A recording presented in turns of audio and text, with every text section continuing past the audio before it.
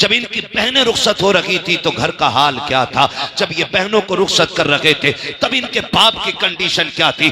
कल जब बेटियां रुखसत होती थी, बाप 3 दिन तक खाना नहीं खाता था कि घर का चिराग जाने वाला है, मेरे दिल का करार जा रहा है, मेरे घर की रौनक चली जाएगी, ये सोच करके बाप 3 दिन पहले खाना छोड़ जाता था।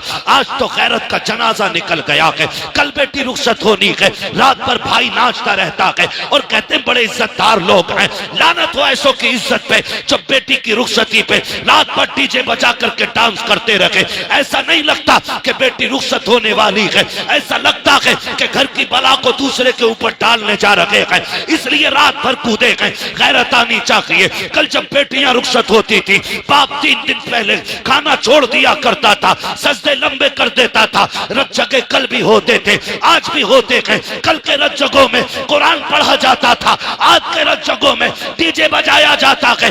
कल के रत जगहों का आलम यह था, बाप की आंखें सुर्ख हो जाती थी। खुदा की कसम, कल जब बेटियां रुखसत होती थी, बाप जनाजों से ज्यादा बेटी की डोली पे रोया करता था। आज किसी को गैरत का आंसू तक नहीं आता। मैं पूछना चाहता हूँ, कल जब बेटियों को तलाक होती है, फिर तड़प के क्यों मौलवी के पास जाते हो? कल जब बेटियों को ससुराल में सताया जाता है, फिर मौलवी से शिकायत क्यों करते हो? ये जो हमारे साथ हो रहा है, ये हमारी करने का फल है। रब ने तुझे बेटा बनाया था, किसी बहन का भाई बनाया था, किसी बेटी का बाप बनाया था, तो तेरी जिम्मेदारी ये थी कि जब बेटी की रुखसती का वक्त आया था, तुझे रात भर डीजे नहीं बजाना था, रात भर गानों में नहीं डूबना था। तेरी तो जिम्मेदारी ये थी, जब दुनिया सो जाती जाके मुसल्ला बिछा देता और रब की बारगाह में रो रो करके बेटी की खैरियत की भीख मांगता। मैं पूछना चाहता हूँ, आज जब बेटियां रुखसत होती हैं तो मुझे बता तो सकी, ये जो बेटी जा रही है किसी दुश्मन के घर जा रही है? नहीं, रिश्तेदार के घर जा रही है, जिसके साथ रिश्ता किया है ये कत्ल करने लेके जा रहा है। आप कहोगे नहीं, इसने साथ निभाने की कसमें खाई है, फिर रोया किस लिए है? हर बाप के आंसू पोंछ के पूछो तू क्यों रोया है, तो उसके आंसू बताएंगे। मौलवी बात ये है, मैं गरीब जरूर हूँ, मैंने बेटी को चटनी रोटी खिलाई है, लेकिन कभी भी मैंने अपनी बेटी को रुसवा नहीं किया। मैंने बेटी को सूखी रोटियां खिलाई, लेकिन कभी जलील नहीं किया। आज रो इस बात पे रहा हूँ, ये जो सामने बराती बन के आए हैं, ये जो सेहरा पहन के आया है, कहने को लाखों की इनकम है, जमींदार का बेटा है, लेकिन खुदा जाने मेरी बेटी कल जब इसके दस्तरखान पे बैठेगी, जूती खा के रोटी मिलेगी या रोटी खा के जूतियां खानी पड़ेंगी। इस ख्याल ने रुला दिया कि कल जब मेरी बेटी को लुकमों के ताने दिए जाएंगे, मेरी बेटी पे क्या बीतेगी। इस ख्याल से बाप रो देता है। और डीजे बजा के नाचने वालों, गैरत का तमाशा बनाने वालों, औकात दिखा करके इस्लाम को बदनाम करने वालों, मेरा एक सवाल है, आज तुम डीजे बजा के बेटियों को रुखसत करते हो, गाने बजा के भेज रहे हो। कल जब बेटियों पे आफतें आएंगी तो रोने की जरूरत नहीं है, अपने सर दीवारों में मारना।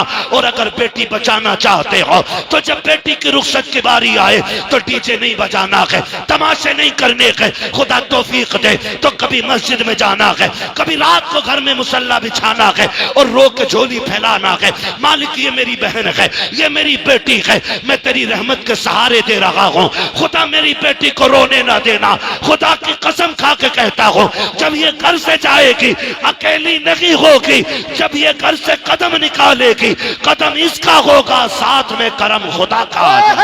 नारे तकबीर, नारे तकबीर, नारे, मेरी आवाज से आवाज मिलाकर बोलिए, नारे तकबीर, नारे रिसालत, नारे गौसियत, नौजवान कमेटी, इश्क मोहब्बत, इश्क मोहब्बत, उर्से मुकद्दस, उलमाए सुन्नत जिंदाबाद। आज रोना है मेरे भाई, रोना है। 10% फोन ऐसे होते हैं, दुआ करते हैं बेटी ससुराल में दुख में रह रही है। 10% बाप रो के कहते उनकी सांसें भी पूरी नहीं हो पाती हैं। जी जी, बात करते करते लहजे टूट जाते हैं उनके, वो बेटी का दर्द पूरा नहीं बता पाते हम लोगों से।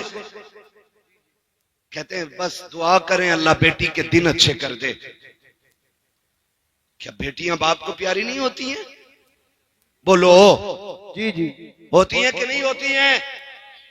बेटियां भी बाप को प्यारी होती हैं, बेटे भी बाप को प्यारे होते हैं। फर्क इतना है बेटे को चोट लग जाए तो तड़प के कहता अब्बा मुझे यहां चोट लगी है। लेकिन बेटियां जब ससुराल में सताई जाती है ना, तो वो कभी बाप से आके नहीं कहती अब्बा आज इतना मारा गया है, अब्बा आज खाना नहीं मिला है, 3 दिन से तेरी बेटी फाके से है। जब भी बाप की दहलीज पे आती हैं हंसती हुई आती हैं, क्यों? सिर्फ इसलिए ताकि मेरे बाप को मेरे दुखों का पता न चले। ये जब लोग पूछते थे ना क्या लेके घूम रहा है, कभी ये नहीं कहता था बेटी ये कंधे पे, कहता था मेरी शहजादी बैठी है मेरे कंधे पे। ये रिश्ते होते हैं। और हमने अल्लाह रसूल की नाफरमानियां की, हमने डीजे बजाए, हमने गाने बजाए, बेटियों के बेड़े गरक करके रख दिया। ओ भाई माफ करना। जी जी जहेज में कुरान होता है, यहाँ पे भी बोल सकते हो तो बोलो भाई, वरना जबरदस्ती कोई नहीं है। हाँ मुझे आजम ने बुलाया, मैं भाई से कह के चला जाऊंगा, मैं जा रहा हूं। जबरदस्ती नहीं कोई बांध के बैठाएगा यहाँ पे। मैंने पहले ही कहा था जितनी देर सुनेंगे उतनी देर बात करेंगे। जी जी मुझे टाइम पूरा नहीं। कुरान होता कि नहीं जहेज में? और जब बेटी गाड़ी में बैठने चलती है, आवाज आती है ठहरो पहले कुरान रखो गाड़ी में। कहा क्योंकि पहले कुरान गाड़ी में बैठ रखा जाएगा। चल ठीक है, ये समझ में आ गया। बताओ ये उलमा बैठे हैं, ये जिम्मेदार लोग बैठे हैं, ये सब बताएंगे। जो कुरान की तिलावत कसरत से करेगा, कुरान कयामत में अपने पढ़ने वाले की शफाअत कराएगा। हाथ पकड़ के कहेगा मालिक इसे बख्श, ये मुझे दुनिया में सीने से लगा के फिरता था, ये तन्हाइयों में मुझे पढ़ता था, ये रातों को उठ के पढ़ता था, मालिक जन्नत दे इसे। मुझे बताओ जिसे रब ने शफाअत करने की ताकत दी है, वो शिकायत करने की ताकत नहीं रखता है? ओ भाई वो शिकायत भी तो कर सकता है, वो ये भी तो कह सकता है 3 दिन तक डीजे बजता रहा, मालिक ने मेरी याद नहीं आई। वो ये भी तो कह सकता इसके घर की ढोलक की आवाज बंद नहीं होती थी और कोई कुरान पढ़ने वाला भी नहीं। ये भी तो कह सकता है। वो हो किस धोखे में? अगर अल्लाह हिसाब लेने पे आ गया ना तो कोई माई का लाल बच नहीं पाएगा। ये याद रखना, हम अपने लोगों की बात कर रहे हैं यहां बैठ करके, उसके बहुत से खास बंदे बड़ी अजमतों वाले, लेकिन हम अपनी बात कर रहे हैं यहां पे जितने बैठे हैं। जी जी कोई ऐसा नहीं है जो दूध का दूल्हा हो। सबको अपनी कब्र में लेटना, मुझे अपनी में लेटना, आपको अपनी में लेटना, लेकिन खुदारा मुश्किल ना करे, मुश्किल ना करे। कह रहा एक ही तो बेटा है मौलाना, इस पे एक बार डीजे बजन दो। जी एक ही बेटा है, ब्याह एक ही बार होता है। तो मैंने कहा बेटे सुन, अगर ब्याह एक बार होता है ना तो जिंदगी भी एक ही बार मिलती है। जी जी जिस दिन आंखें बंद हो गई ना, सारी दौलत लेके भी ना कोई एक सांस नहीं देगा। सिकंदर आजम जिसको दुनिया के बड़े हुक्मरानों में से एक बड़ा माना जाता है, एक माना जाता, वो उसको कहा गया उसने पूरी दुनिया पे हुकूमत की। क्यों? क्योंकि वो बहुत कम उम्र में ना आधी दुनिया पे कब्जा कर चुका था। कितनी दुनिया पे? आधी दुनिया पे। अल्लाह सलामत रखे। बस मैं यही सुनना चाहता हूं, आप समझ भी रहे हैं कि खाली मुंह देख रहे हैं। जी जी मैं समझ सकता हूं, आप बहुत बड़े लोग हो, आपको बोलने में शायद शर्म लग रही होगी, लेकिन मैं एक बात बता दूं, लोग कहते हैं जलसों में क्या मिलता, मैं कहता हूं जो यहाँ बड़े बन के आते हैं वो कभी बड़े होके नहीं जाते, वो छोटे होके जाते हैं। हुजूर की महफिल में नौकर बन के जाओ, खुदा तुम्हें आका बना डालेगा। यहाँ छोटे बन के बैठना चाहिए, है ना। यहाँ कोई जमींदार कोई प्रधान नहीं, सारे हुजूर के नौकर बैठे, ठीक है ना। तो नाम क्या था? सिकंदर। आधी दुनिया पे हुक्मरान और पूरी दुनिया फतह करने का नशा था उसको। एक जगह पड़ाव किया लश्कर में उसके, उसे एक जहरीले सांप ने काट लिया। जब काटा सांप ने ना, तो उसकी फौज में तबीब भी थे, हकीम भी थे, सब लग गए, जहर को रोक नहीं पाए। बढ़ता गया बढ़ता गया, यहां तक कि वो लाइलाज हो गया। कहने लगे बादशाह का क्या, कब काम मुकम्मल हो गया, अब सांसें खत्म होने आ गई हैं, अब इलाज बस से बाहर है। उसने कहा क्या यहीं मर जाऊंगा परदेश में? क्या यहीं मर जाऊंगा परदेश में? जी जी उसने कहा बादशाह लगता तो ऐसा ही है। उसने कहा सुनो दौलत बहुत है, ऐलान करो कोई मेरी आधी दौलत ले दे, मुझे इतनी सांसें दे दे कि मैं अपने वतन में जाके मर सकूं। हंस दिए लोग। कहा बादशाह कैसी बातें कर रहे हो, आप बादशाह हो, और बेवकूफी वाली बात है। भला पैसों से सांसें भी मिली हैं। उसने कहा फिर सारी दौलत मेरी दे दो जी जी और चंद सांसें किसी से उधार ले लो। उन्होंने कहा बादशाह तू जरूर है, लेकिन सांसों का मालिक कोई और है, जी जी अब तेरी दौलत काम नहीं आएगी। उसने कहा इतनी भी सांसें नहीं मिलेंगी, घर चला जाऊं? कहा बादशाह नहीं। उसने कहा फिर मैं मर जाऊं तो मेरे हाथ कफन से निकालना। कहा क्यों? ताकि दुनिया को पता चल जाए ये दौलत इतनी बेवफा है, कितनी भी इकट्ठी कर लो ये मरते वक्त काम नहीं आया करती है। मौत जब आएगी ना तो एक लम्हे का मौका नहीं देगी। खुदारा बदलो अपने रवैये। कह रहा इकलौता ही है जी, इस पे तो डीजे जरूर बचेगा। बता तेरा शान वाला है या अली शान वाला है? आप अंदाजा लगाइए तेरा कितना शान वाला कि मेरी 50 बीघे मेरे लल्ला के हिस्से में 50 आ रही है ना बेटे, धोखे में है ना। तेरे हिस्से में 50 ना तेरे लल्ला के हिस्से में 50। हजरत अली गुजर के जा रहे, दो बंदे लड़ रहे, एक कहता था जमीन मेरी है, एक कहता था मेरी है। उन्होंने कहा अली फैसला कर दो जमीन किसकी है। हजरत अली फरमाते हैं ठहरो मैं अली हूं, जमीन से खुद पूछ लेते हैं तू किसकी है। ठोकर मारी, कहने लगे जमीन मैं अबू तुराब हूं। ये कहता मेरी है, ये कहता मेरी है, तू बता किसकी है। जमीन ने कहा अली इन दोनों से कह दो ना मैं इसकी हूं ना मैं इसकी हूं, बल्कि ये दोनों मेरे हैं। मेरे ना तेरे 50 बीघे आएगी हिस्से में, ना तेरे लल्ला के हिस्से में 50 बीघे आएगी। वही गज भर जमीन, वही लट्ठे का कफन, वही लकड़ी के तख्ते, बस इतने का मालिक है तू। और ये भी वो जो ये बाहर वाले लोग देंगे, अपनी मर्जी से वो भी नहीं लेगा तू। इसलिए भूलना नहीं चाहिए। जी जी कह रहा मेरे के हिस्से में 50 बीघे आ रही है, इसमें डीजे जरूर बजेगा। मैं कहता हूं अब अली को देख, तेरा वो है आंख खोली तो 50 बीघे देखी, अली वो है आंख खोली तो नबियों के इमाम का चेहरा देखा है। वाह वाह, इतनी अजमतों वाला अली पैदा हो गए, आंखें नहीं खुली, हुजूर तक खबर पहुंच गई। भतीजे अल्लाह ने बेटा दिया है, खुशी के मारे हुजूर दौड़ के आए देखने के लिए। चचाजाद भाई है, जैसी आए कहा मेरा भाई दिखाएं मुझे। चच्ची ने कहा शहजादे खुशी है कि अल्लाह ने बेटा दिया है, तकलीफ है कि वो आंखों से देखता नहीं। कहा क्यों? कहा कि खुलती नहीं, लगता है नाबीना है। हुजूर फरमाते हैं लाओ गोद में तो दो। जब हुजूर ने सीने से लगाया, हाथ में लिया, गोद में उठाया, हजरत अली ने आंखें खोल दी। जवान हुए, पूछा अली आंखें बंद क्यों रखी थी? कहने लगे अली ये तय करके आया था कि अगर पहले देखूंगा तो अपने यार को सबसे पहले देखूंगा। कहने लगे मैं ये ही तय करके आया था, पहले हुजूर का चेहरा देखना। इनसे शान वाला कोई हो तो लाके दिखाओ। कह रहे मेरे में डीजे जरूर बजेगा। खुदारा खत्म करें तमाशे, खत्म करें। और ये डीजे बजाने वाले डीजे कर लगा और सफेद कपड़े, काले जूते पहन के और रुमाल कंधे पे, पर्स बगल में दबा के, लड़के का अब्बा, पैर रुक थोड़ी रहे, इधर से उधर, इधर से उधर, इधर से उधर। कौन है ये? क्या जिनके कानों तक ये सिलाई आई है ना सुरमे की, यही लल्ला का अब्बा है। खींच के सुरमा लगा रहे आज।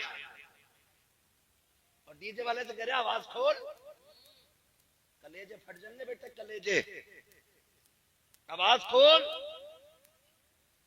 वो तमाशे किए हमने, और बाकी छोटे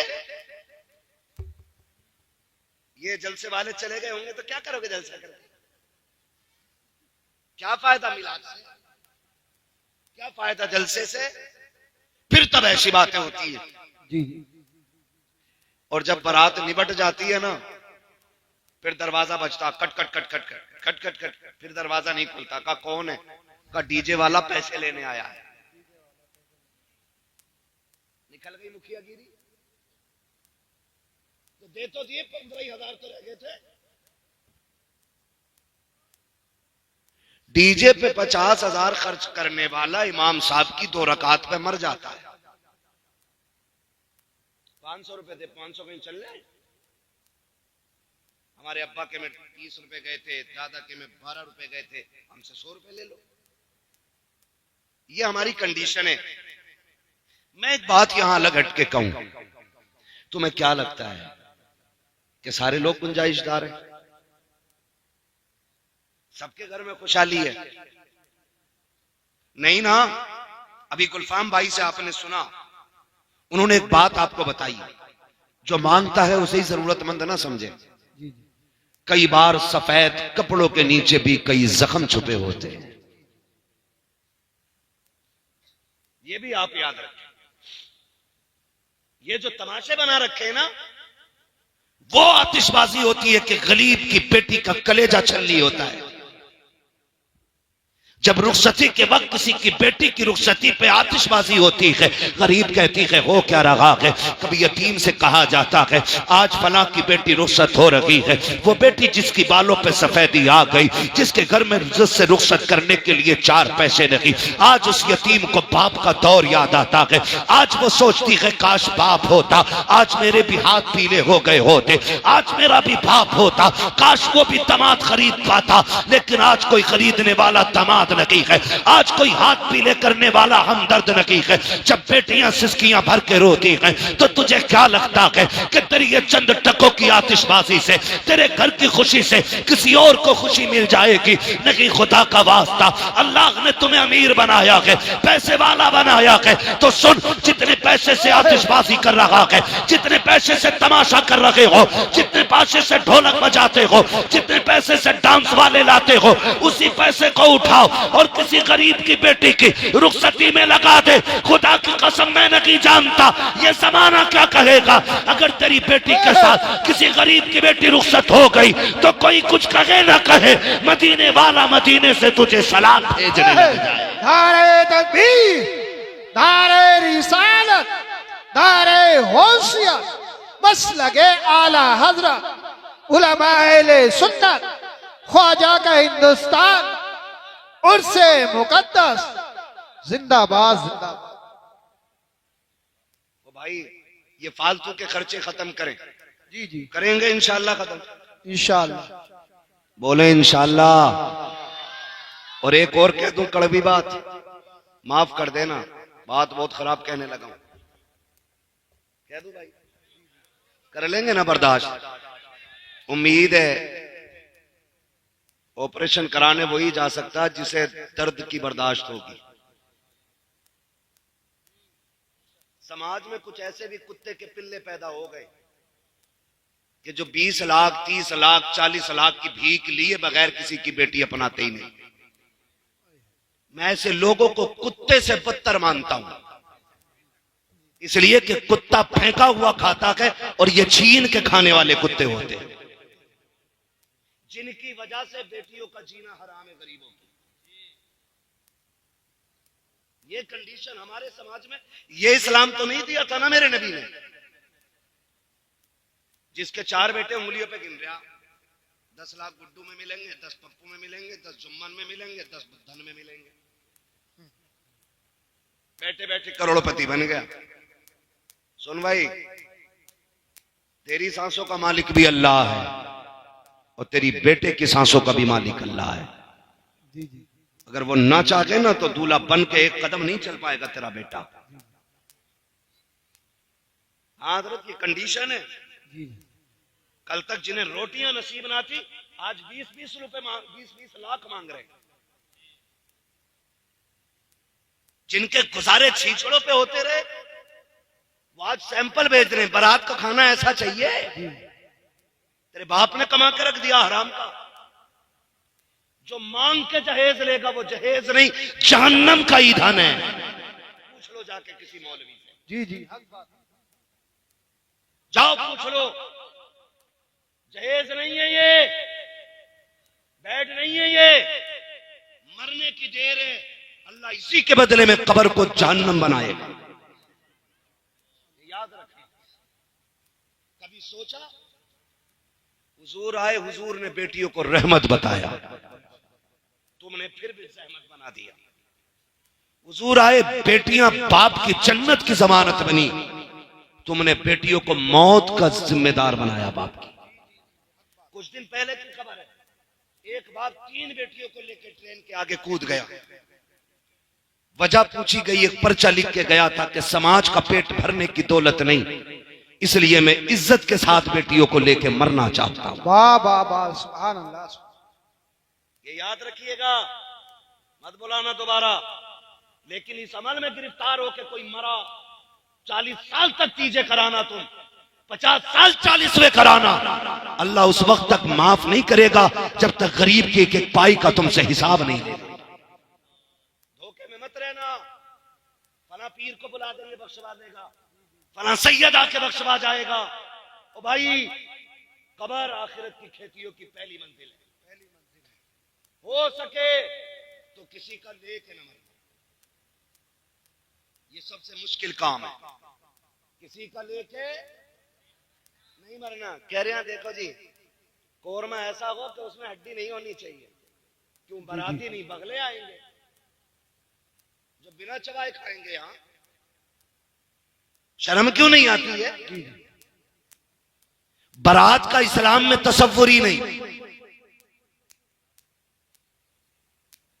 यही कंडीशन है भाई, यही कंडीशन है। हम सब की यही कंडीशन है। अच्छा, मजबूरी लड़के वालों की भी है।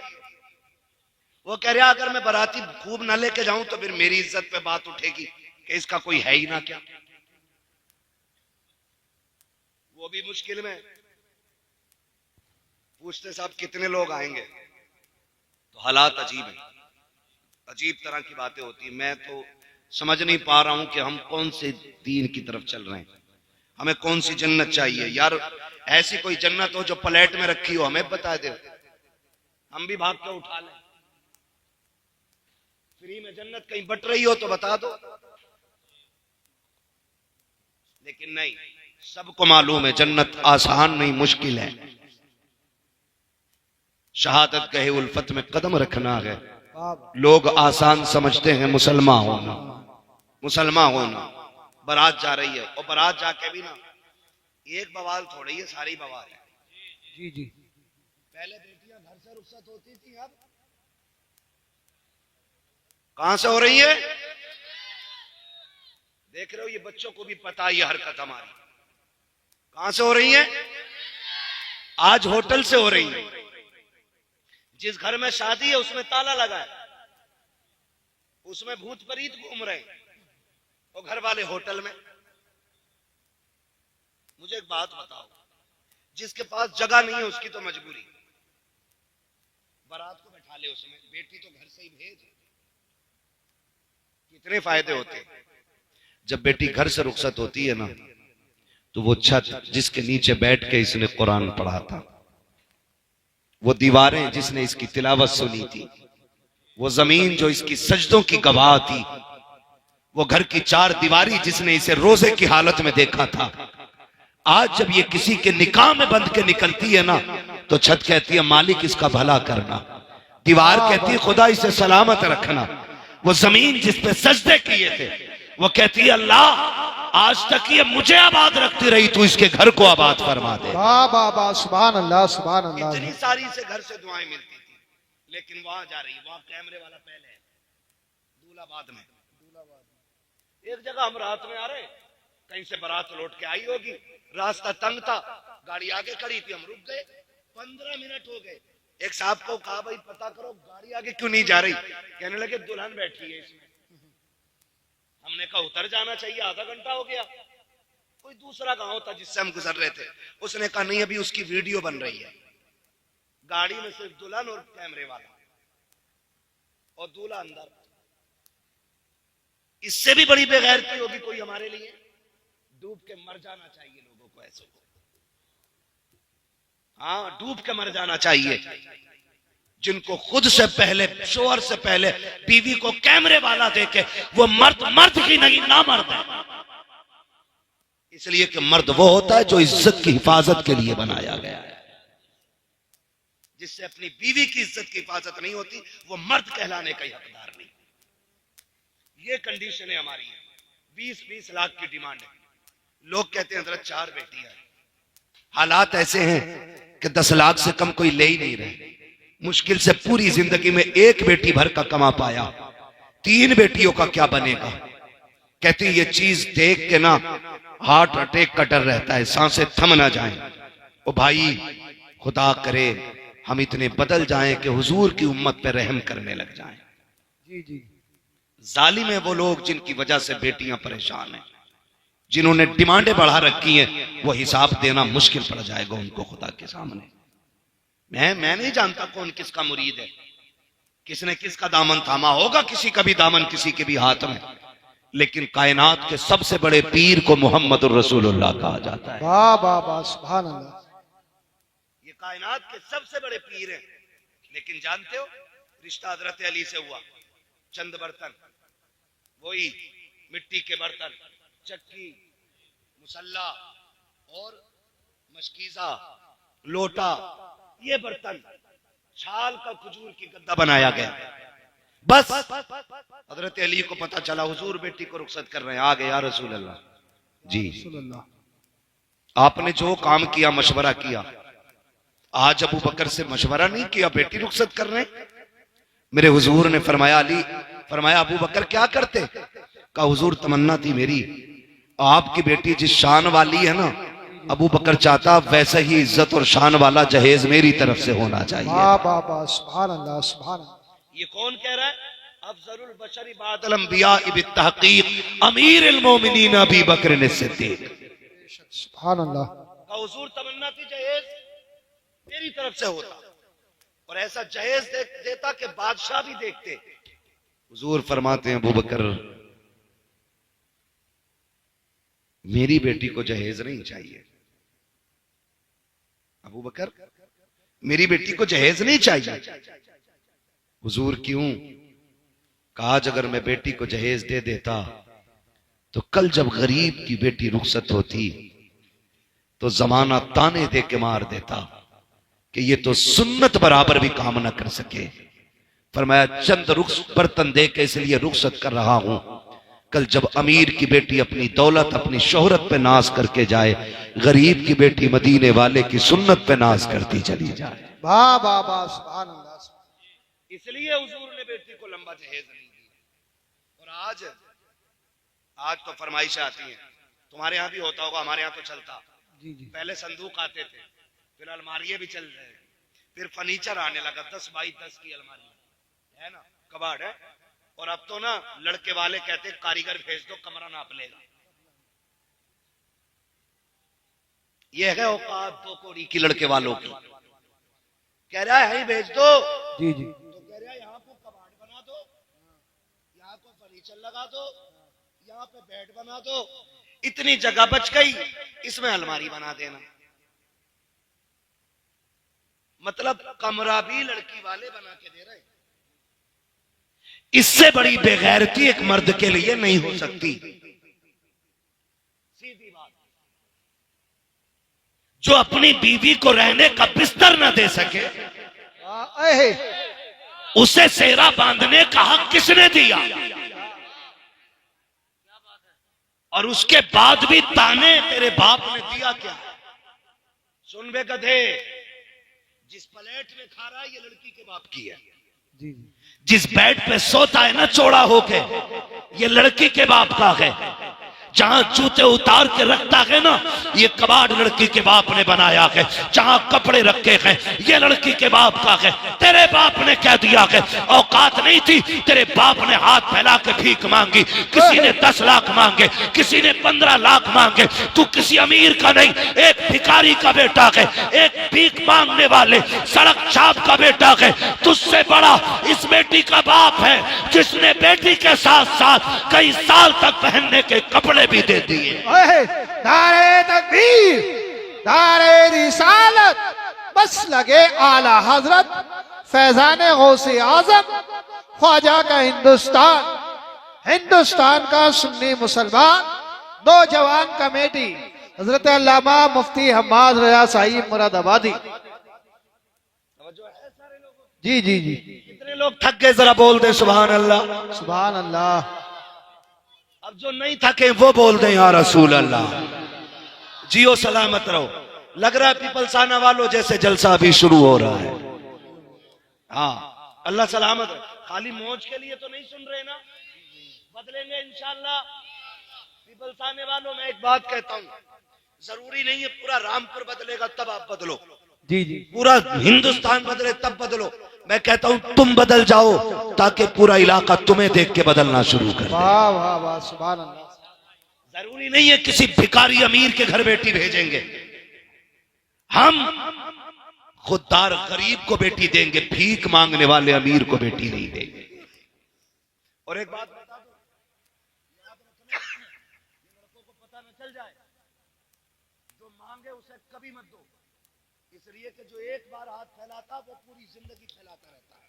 हाथ ही फैलाता रहता है, हकीकत। कभी मंगनी के नाम पे, कभी तारीख के नाम पे, कभी रिश्ते के नाम पे, कभी हल्दी के नाम पे। अब तो हल्दी भी जलकौए हो गए। हल्दी का रस्म सारी मेंढक लगते पूरे घर में है, लिख रहा हैप्पी हल्दी।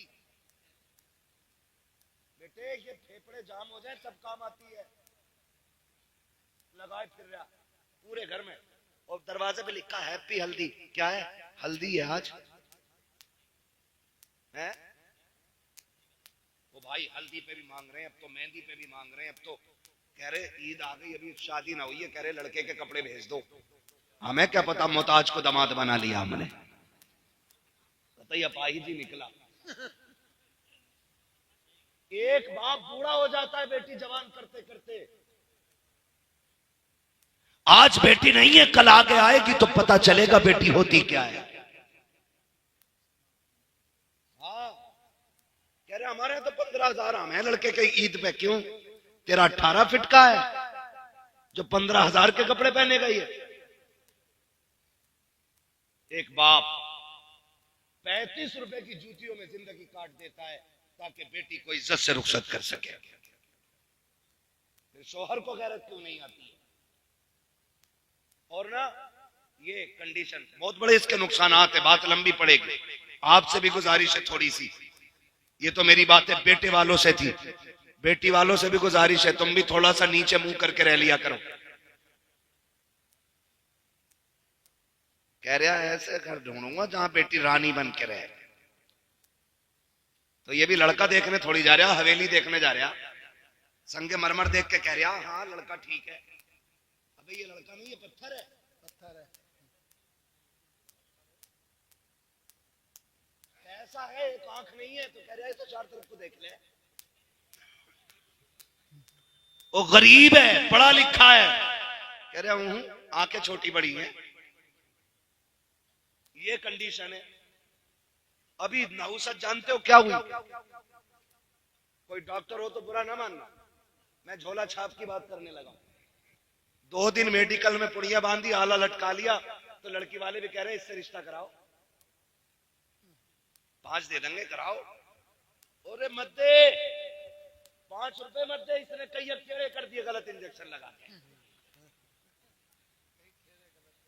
हाँ जाड़ा बुखार का टाइम आ जा तो सबकी लग जा, जगह नहीं है अस्पतालों में, दे दवा दवा। एक की टांगी सुखा दी पूरी, गलत सुई मार दी। क्यों? खाली पुड़ियां बांध के आगे थे। तुम भी आंखें खोल के जरा दामाद ढूंढे करो। आला देख लिया लटका हुए, डॉक्टर हो गया, कह रहा इससे करा दो ना। अगर दामाद ढूंढना है फिर मस्जिद में ढूंढ, जो 5 वक्त नमाज पाबंदी से पढ़ता हो, आंखें बंद करके बेटी दे दे, इसलिए कि जो रब का हक अदा कर सकता है वो तेरी बेटी का भी हक अदा कर सकता है। वाह वाह वाह, जिंदाबाद जिंदाबाद। हाँ जो रब का हक अदा नहीं करता वो तेरी बेटी का क्या हक अदा करेगा। इसलिए सोच समझ के रिश्ते किया करो, सोच समझ के। और लड़कों आपसे भी गुजारिश है, कह रहा मैं तो मुंबई में था, अम्मा ने देख ली, फोटो देखा मैंने, मौलाना तुम्हें दिखाओ, मौलाना बेगैरत नहीं है, इसे ना दिखा, खुद दे। मौलाना क्यों दिखा रहा? और कुछ इतने भी होते हैं ऐसे भी, पता नहीं क्या दिमाग है लोगों के, मेरी समझ में बात नहीं आते। लोग कहते हैं फ्रीडम लाइफ और अजीब बातें करते। कह रहा मेरी जो लड़की है ना, जो जिससे मेरा निकाह होगा, उसे मेरा कजिन देख के आएगा। कजिन कौन होता? खलेरा, पुपेरा, मुमेरा, चचेरा, यही होते हैं ना। बोले ये देख, अबे दुल्हन तेरी बनेगी, उसे क्यों दिखा रहा? क्या उनने पसंद कर ली तो मैंने कर ली, तू इतना बड़ा बेकार है। अब तो बेगैरती की हद हो गई, अंगूठी पहनाई जा रही है। इधर लड़का, अब तो मुसलमान भी कह रहे इंगेजमेंट है, नहीं बोलते ना भाई, मुझे इंग्लिश नहीं आती है, जो बोलते हैं वो कह रहा हूं, इंगेजमेंट ही बोला जाता है ना, ऐसे ही कुछ बोलते हैं, ऐसे ही कुछ। ये जो लेके आए ना, कह रहा मौलाना फोटो देख लिया ना तो कहोगे यार क्या बीवी मिली है मुझे।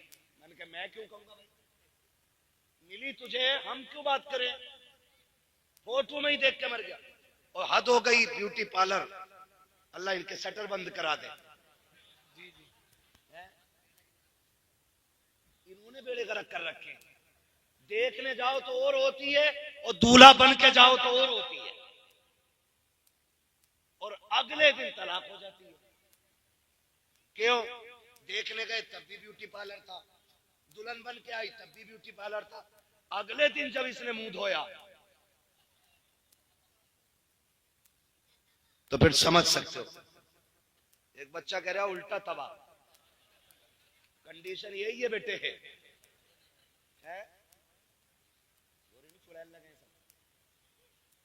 हाँ, समझ रही ना मेरी बात है? तो ये ना करो, ये ना करो।